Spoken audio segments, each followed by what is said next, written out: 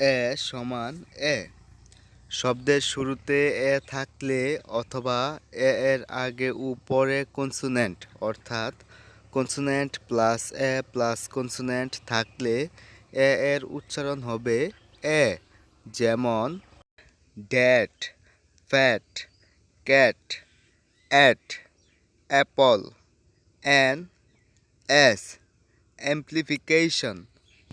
এখানে আমরা যদি লক্ষ্য করি ব্যাট, ব্যাট এর এ শব্দটির পূর্বে এবং পরে কনসোনেন্ট রয়েছে, ঠিক তেমনিভাবে ড্যাট, ফ্যাট, ক্যাট এদের পূর্বে ও পরে কনসোনেন্ট রয়েছে এবং অ্যাট, অ্যাপল, অ্যাস, অ্যান এই সবগুলো শব্দের প্রথম অক্ষর এ, তাই এদের প্রত্যেকটিতে এ এর মতো হয়েছে। আশা করি এর উচ্চারণ কখন এ হবে